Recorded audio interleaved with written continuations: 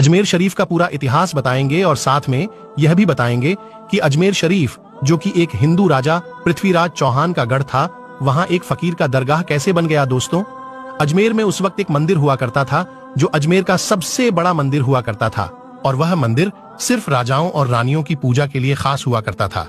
मंदिर के साथ ही एक तालाब था जिसका नाम अना सागर था। हिंदू उस तालाब के पानी को बहुत ही बरकत वाला, पवित्र समझते थे। उनका मानना था कि जो इस तालाब में नहा ले उसके सारे पाप धुल जाते हैं। उस मंदिर में रात को इतने ज्यादा दिए जलाए जाते थे कि सिर्फ एक ही रात 3.5 मन तेल उन दियों में इस्तेमाल होता था। आसपास के गांव देहात मंदिर के नाम थे और इन देहातों की आमदनी मंदिर पर खर्च हुआ करती थी। मंदिर में हजारों नौकर थे जिनका काम आने वाले लोगों की सेवा और देख रेख करना था, और वह बताया करते थे कि कौन सा भगवान बेटे देता है और कौन सा देवता सेहत और तंदुरुस्ती देता है और किस मूर्ति की पूजा करने से दौलत बढ़ती है। ख्वाजा गरीब नवाज रहमतुल्लाह अल वहां आए और अना सागर की कुछ दूरी पर चटाई बिछाकर अपने मुरीद के साथ बैठ गए। असर का वक्त था, लिहाजा आप ख्वाजा साहब ने हजरत कुतुबुद्दीन रहमतुल्लाह अलैह से अजान देने को कहा। कुफर शिर्क से भरे अजमेर में अल्लाह के एक होने और हजरत मोहम्मद सल्लल्लाहु ताला अलैहि वसल्लम के रसूल होने का यह पहला ऐलान था। वहां रहने वाले लोग इस्लाम के बारे में कुछ भी नहीं जानते थे। चुनांचे अजान की आवाज सुनकर वह हैरान हुए और अपने घरों से निकलकर सब ख्वाजा गरीब नवाज और उनके मुरीद को देखने लगे, और अना सागर के पास भीड़ लग गई। ख्वाजा गरीब नवाज और उनके मुरीद ने अना सागर के पानी से वजू किया और नमाज पढ़ना शुरू कर दिया। सब हिंदू हैरान रह गए। वह सोच रहे थे कि सब भगवान तो मंदिर के अंदर है, तो ये लोग खड़े होकर कौन से भगवान के आग झुक रहे हैं। शाम हुई तो राजा के ऊंट जो दिन में चरने के लिए गए थे अपने चरवाहों के साथ वापस आने लगे। इत्तेफाक की बात थी कि जहां हजरत ख्वाजा गरीब नवाज बैठे थे वह जगह राजा के ऊंटों के बैठने की जगह थी। चरवाहों ने बाबा साहब से कहा कि ओ बाबा साहेब, यहां से उठिए, क्योंकि यह जगह राजा के ऊंटों के बैठने की जगह है। ख्वाजा मोइनुद्दीन साहब ने फरमाया, इतना मैदान खाली पड़ा है, ऊंट तो कहीं भी बैठ जाएंगे, क्यों बेवजह हमें तंग करते हो। वह लोग नहीं माने और मुसल्ला उठाकर इधर उधर करने लगे और ख्वाजा साहब से बदतमीजी करने लगे, और उन लोगों ने आखिरकार बहुत बदतमीजी से कहा कि यह राजा के ऊंटों के बैठने की जगह है और इधर राजा के ऊंट ही बैठेंगे, तुम लोग कहीं और अपना मुसल्ला बिछा लो। आखिरकार आप ख्वाजा साहब ने उठते हुए हजरत कुतुबुद्दीन से फरमाया, उठो कुतुबुद्दीन, ये कह रहे हैं कि ये ऊंटों के बैठने की जगह है, तो चलो मैं कहता हूं अब यहां सिर्फ ऊंट ही बैठेंगे। यह कहकर आप ख्वाजा साहब अपने साथियों समेत वहां से उठ गए, और अगली सुबह जब ऊंटों को चराने के लिए ले जाने का वक्त आया और चरवाहों ने ऊंटों को उठाना चाहा तो उन्हें पता चला कि ऊंट उठ ही नहीं पा रहे हैं। उन्होंने ऊंटों को मार मार कर जबरदस्ती उठाना चाहा, लेकिन वह बैठे ही रहे। चरवाहे परेशान हो गए कि जो ऊंट उनके एक इशारे पर उठ खड़े होते थे आज क्यों नहीं उठ रहे हैं। आखिरकार उन्हें याद आया कि कल उस बाबा ने कहा था कि चलो अब यहाँ ऊंट ही बैठे रहेंगे। लोग जमा होने शुरू हो गए।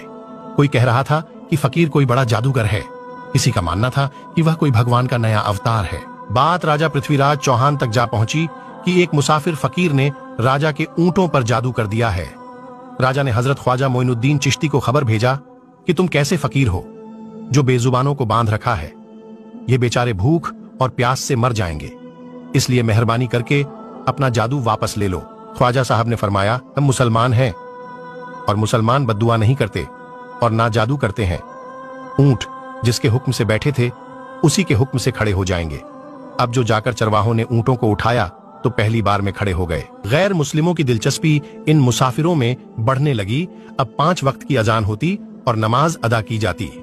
आखिरकार राजा तक यह बात पहुंच गई और उसको शिकायत की गई कि राजा साहब, जो फकीर आए हुए हैं सब के सब मुसलमान हैं, 5 वक्त अजान देते हैं और हमारे पवित्र तालाब में हाथ मुंह धोकर गंदा करते हैं, हमारे धर्म के खिलाफ बातें भी करते हैं और कहते हैं कि यह मूर्तियां पूजने के लायक नहीं, ये तो सिर्फ एक पत्थर है, इसलिए इन्हें यहां से उठा लिया जाए।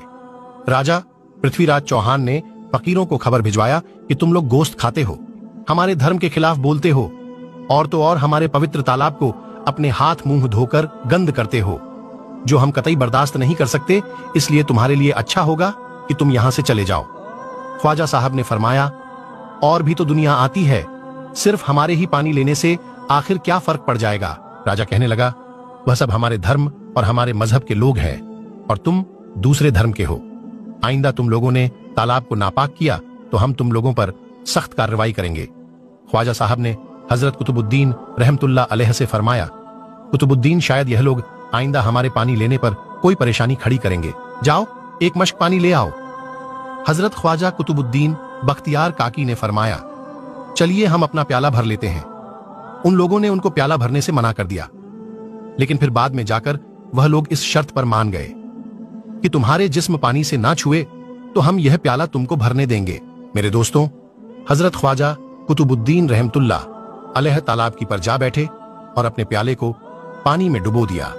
जब वह प्याला भर गया तो हजरत ख्वाजा कुतुबुद्दीन रहमतुल्लाह अलैह ने वह प्याला ऊपर खींच लिया। लेकिन फिर क्या था, जब वह प्याला पानी से बाहर आया, अना सागर का सारा पानी सूख गया और अना सागर की तह में सूखी रेत उड़ने लगी, मानो ऐसा मालूम हो रहा था कि अना सागर उस छोटे से प्याले में समा गया है। अना सागर को सूखना था कि पूरे अजमेर में कोहराम मच गया, मोहल्ले में चीख पुकार और आहों की आवाजें शुरू हो गईं। वह लोग रो रहे थे और कह रहे थे कि जो पाप हम अना सागर में नहाकर धोते थे और पापों से छुटकारा पा लिए करते थे, अब हम क्या करेंगे? अब हम पापों का बोझ कहां लिए फिरेंगे? सारे इलाके में यह खबर फैल गई कि मुसाफिर फकीर ने जादू के जोड़ पर अना सागर को सुखा दिया है। दोस्तों, जानते हैं आगे क्या होता है? आगे हुआ ये कि राजा पृथ्वीराज चौहान अना सागर के सूख जाने की वजह से बहुत परेशान हुआ। उसने वजीरों को बुलाया, सबसे यही कहा कि फकीर या तो कोई जादूगर है या फिर वाकई कोई पहुंचा हुआ फकीर है। साथ ही उनकी परेशानी बढ़ गई कि अजमेर की रौनक तो थी अना सागर के दम से। इसकी वजह से लोग दूर दूर से अजमेर आते थे और अपना ईमान ताजा करके लौट जाया करते थे। अना सागर के सूख जाने से हिंदू धर्म को सख्त धक्का लगेगा और यह बड़ी शर्मनाक बात थी।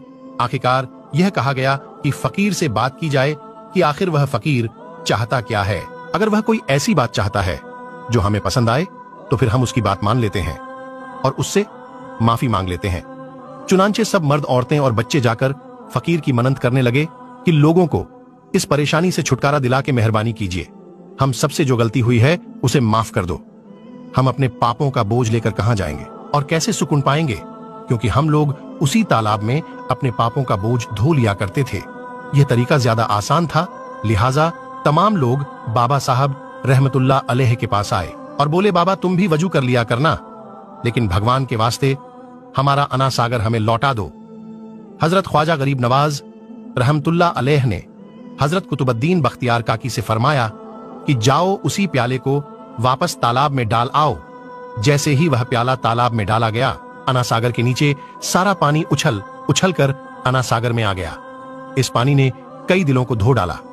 हिंदू कौम के इतिहास की किताबों में भी हिंदू इतिहास के लिखने वाले इस बात को मानते हैं कि उस शाम 32,000 गैर मुस्लिम कलमा पढ़कर मुसलमान हो गए। उन गैर मुस्लिमों के मुसलमान हो जाने से हिंदू पंडितों और आम हिंदुओं पर भी गुस्से का तूफान खड़ा हो गया और वह सोच में पड़ गए कि फकीर अगर कुछ दिन और रहा तो देवी देवताओं का नाम लेने वाला कोई नहीं रहेगा। लिहाजा लोगों ने राजा को मजबूर किया कि जल्द से जल्द कुछ किया जाए। राजा ने मंदिर के बड़े पंडित रामदेव को बुलाया और उसे बाबा साहब से मुकाबला रखकर जल्द से जल्द उन्हें हराने और अजमेर से बाहर निकाल देने का हुक्म दे दिया। रामदेव अपने वक्त का माना हुआ पंडित था, जिसके इल्म की काबिलियत की दूर दूर तक धूम मची हुई थी। दरअसल पंडित शैतानी और जादुई ताकतों का मालिक था। उसने राजा पृथ्वी को यह यकीन दिलाया कि जल्द ही राजा कोई अच्छी खबर सुनेगा। रामदेव बाबा ख्वाजा साहब रहमतुल्लाह अलैह के पास आया और उल्टे सीधे सवालात करना शुरू कर दिया। हजरत ख्वाजा गरीब नवाज ने फरमाया, खामोशी जरूरी है, इसलिए हजरत ख्वाजा रहमतुल्लाह अलैह खामोश रहे। जब रामदेव ने हद से बढ़कर शोर मचाना शुरू कर दिया तो हजरत ख्वाजा गरीब नवाज ने उसकी तरफ आंख उठाई और मुस्कुराकर फरमाया, रामदेव तू शोर मचा रहा है और मैं तेरे माथे पर ईमान का नूर चमकता हुआ देख रहा हूं। बस इतना कहना था, न जाने क्या करिश्मा हुआ। देखते ही देखते बाबा रामदेव कदमों पर गिरा और रोते हुए बोला, बाबा साहब जिस धर्म के आप हो उस धर्म में मुझे भी शामिल कर लो। सब लोग जो मुकाबला देखने आए थे सब हैरान हुए और बाबा रामदेव जो बाबा को हराने आया था खुद ही मुसलमान हो गया। इतिहास की किताबें भरी पड़ी हैं कि हजरत ख्वाजा गरीब नवाज वह इकलौते बुजुर्ग हैं